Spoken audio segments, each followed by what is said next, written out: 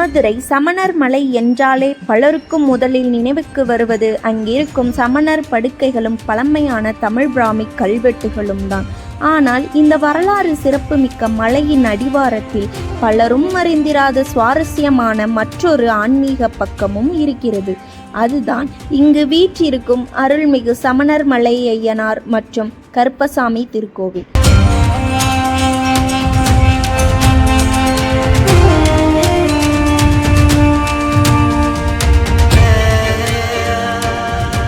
பூசாரிகளை பாதுகாக்க கரடி வடிவிலே வந்த கருப்பசாமி கதையையும் இங்குள்ள குழந்தைகளுக்கு தனித்துவமானதொரு பெயரை சூட்டும் அந்த வழக்கத்தையும் கோவிலின் பின்னணி மற்றும் சிறப்புகளை பற்றி இந்த தொகுப்பில் பார்ப்போம்.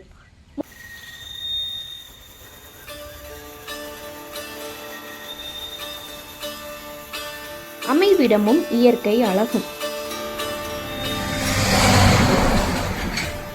மதுரை சமணர் மலை மதுரையில் இருந்து சுமார் 12 கிலோமீட்டர் தொலைவில் மதுரை தேனி நெடுஞ்சாலையில் உள்ள நாகமலை புதுக்கோட்டைக்கு தெற்கே அமைந்திருக்கிறது. மதுரை போடி ரயில் பாதையை கடந்ததும் அழகிய மலையும் அதன் முன்னால் இருக்கும் குளமும் நிழல் தரும் ஆலமரமும் நம்மை வரவேற்கின்றன.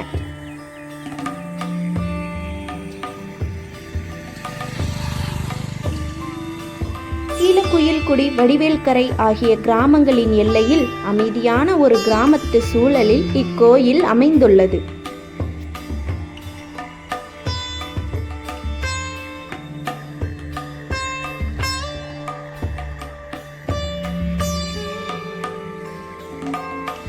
ஆலயத்தின் தெய்வங்கள். இங்கு முதன்மை தெய்வமான ஐயனார் தனது 2 துணைவியாருடன் அமர்ந்து அருள்பாலிக்கிறார்.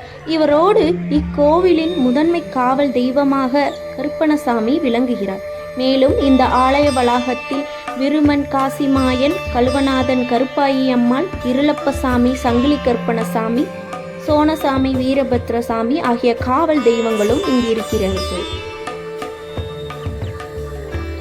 இந்த தெய்வங்கள் அனைத்தும் இங்கு வந்து அமர்ந்ததற்கு பின்னே ஒரு சுவாரஸ்யமான கதை இருக்கிறது. பஞ்சம் தந்த இடமாற்றமும் பிடிமண் வழிபாடும். முன்னொரு காலத்தில் கீழக்குயில்குடி மற்றும் வடிவேல்கரை கிராமங்களில் கடுமையான பஞ்சம் ஏற்பட்டது. பிழைக்க வழியில்லாத மக்கள் அங்கிருந்து புறப்பட்டு கருமாத்தூர் என்ற கிராமத்தில் குடியேறினர். அங்கிருந்த காலத்தில் அங்குள்ள விருமன் மற்றும் காசிமாயன் ஆகிய தெய்வங்களை வழிபடத் தொடங்கினர். சில காலத்திற்கு பிறகு நல்ல மழை பெய்து பஞ்சம் நீங்கியது.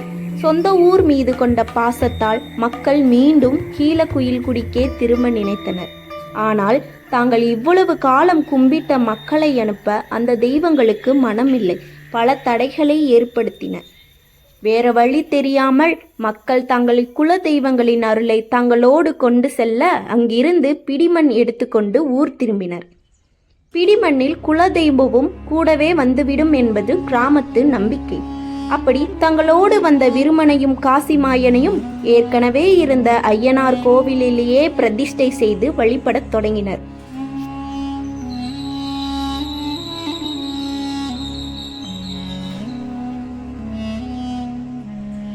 கரடி வடிவில் வந்த கருப்பணசாமி. இக்கோவிலின் பூசாரிகள் அருகில் உள்ள விளாச்சேரி கிராமத்தில் வசித்து வந்தனர். தினமும் அவர்கள் காடுகளும் புதர்களும் நிறைந்த வழியே நடந்து வந்து பூஜை செய்துவிட்டு திரும்புவார்கள். அக்காலத்தில் விலங்குகள் மற்றும் திருடர்களின் பயம் அதிகமாக இருந்ததால் அவர்கள் காவல் தெய்வமான கருப்பணசாமி மீது பாரத்தை போட்டுவிட்டு நடப்பார்கள். அவர்களின் நம்பிக்கைக்கு ஏற்ப பூசாரிகள் நடந்து வரும்போது ஒரு கரடி வடிவில் கருப்பணசாமி அவர்களை பின்னே பாதுகாக்க வருவாராம். பூசாரிகள் தங்களின் ஊர் எல்லையை அடைந்ததும் அந்த கரடி மறைந்துவிடும்.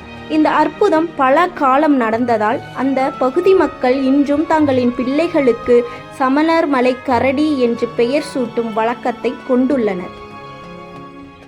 முக்கிய திருவிழாக்கள். இக்கோவிலில் 2 வழிபாடுகள் மிக முக்கியமாக கொண்டாடப்படுகின்றன. பாவாட பூஜை முதன்மை தெய்வமான ஐயனாருக்கு நடத்தப்படும் ஒரு பிரம்மாண்டமான வழிபாடாகும். புரட்டாசி பொங்கல் திருவிழா புரட்டாசி மாதத்தில் கிராம மக்கள் அனைவரும் ஒன்றிணைந்து கொண்டாடும் முதன்மை திருவிழா இதுவாகும். மக்களின் வாழ்வியல் நம்பிக்கை. இப்பகுதி மக்கள் ஐயனாரையும் கருப்பணசாமியையும் வெறும் தெய்வங்களாக மட்டுமே பார்ப்பதில்லை, தங்களின் குடும்பத்தின் மூத்த பெரியவராகவே மதிக்கிறார்கள். வீட்டில் எந்த ஒரு நல்ல காரியம் தொடங்குவதாக இருந்தாலும் இங்கு வந்து பூக்கட்டி பார்த்து உத்தரவு கேட்டே அடுத்த கட்ட வேலையை தொடங்குகிறார்கள். மலையின் உச்சியில் சமணர்களின் அமைதியும் மலையின் அடிவாரத்தில் எல்லை காக்கும் காவல் தெய்வங்களின் கம்பீரமும் இணைந்து சமணர் மலை ஒரு தனித்துவமான வழிபாட்டு தலமாக மாறியிருக்கிறது.